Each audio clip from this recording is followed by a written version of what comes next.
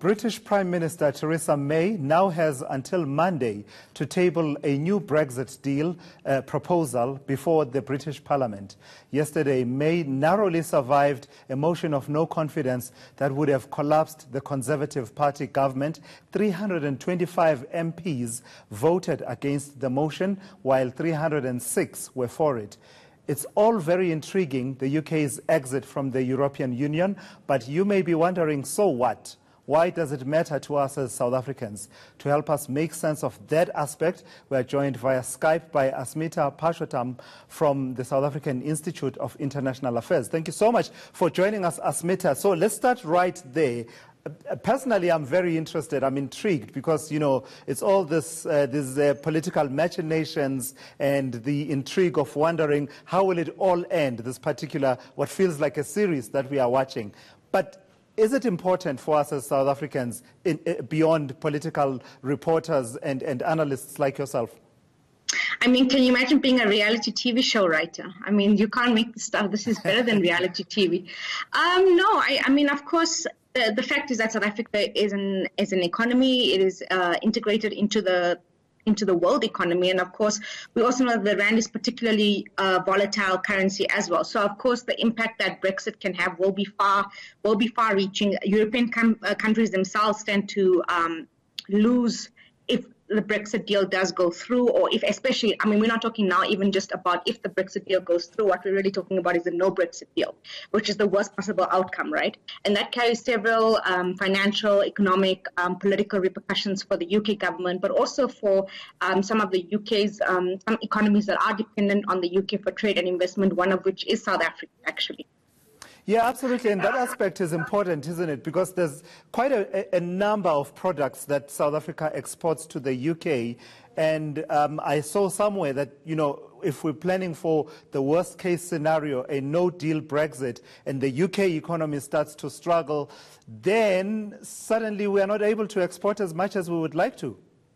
Yeah, I mean, it depends which statistics you look at, but on average, South Africa, the UK is about South Africa's second largest trading partner within the EU and seventh largest trading partner globally. And we know we send food. A lot of our agricultural produce goes to the UK, precious metals. We're a big recipient of UK investment in South Africa. So the linkages for us particularly might even be worse than some other African countries that are less integrated with the UK economy. The other thing to remember is that also South African companies, there might be South African companies, and I'm sure there are plenty of them that actually have their European headquarters based in the UK. And London being the financial hub that it is, it would make sense for larger South African companies to also be present there. So this carries, you know, financial implications, human resources implications, and no one really knows what's going on, and which makes it very difficult to plan, because at least if you knew that it was going to be a hard Brexit or a soft Brexit, you can plan. But right now we're looking at, you know, just basically no deal Brexit, in which case the UK goes crashing out of the EU. It's subject to WTO, the normal WTO trade regime rules, which means that it's then subject to the EU external tariff and customs levies and so on. So it becomes very, that's what I mean. It's really not a win situation for the UK to simply go crashing out of the EU, despite what some of the hard Brexiteers may say.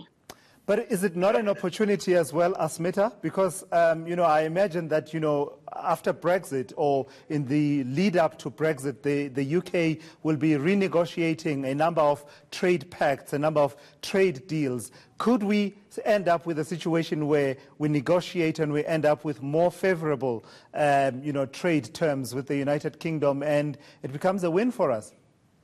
I mean, it's not impossible.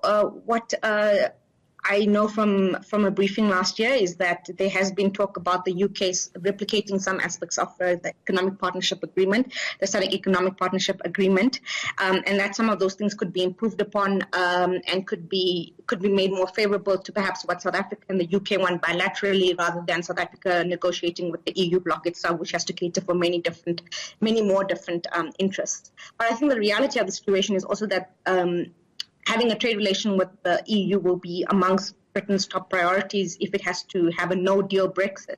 and that securing that trade agreement, securing those trade relations, those political ties will be at the forefront for the UK government.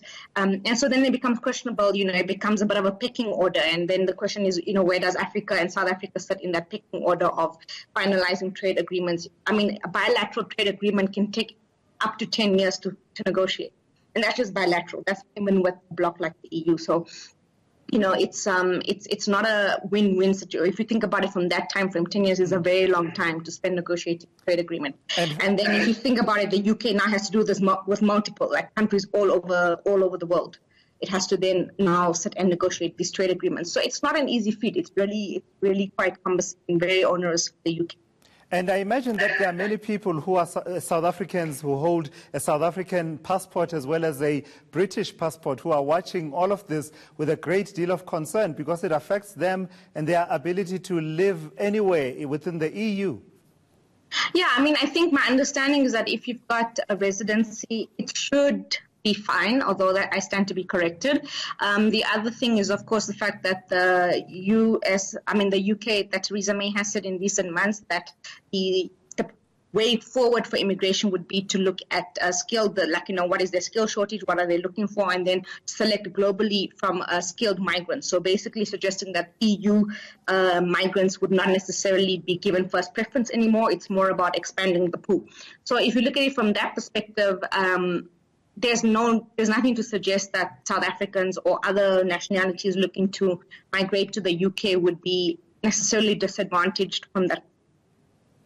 All right, Asmita, thank you so much for your insights. Really appreciate it. Asmita Pashotam from the South African Institute of International Affairs, giving us a sense of why does it all matter, this whole situation with Brexit in the United Kingdom.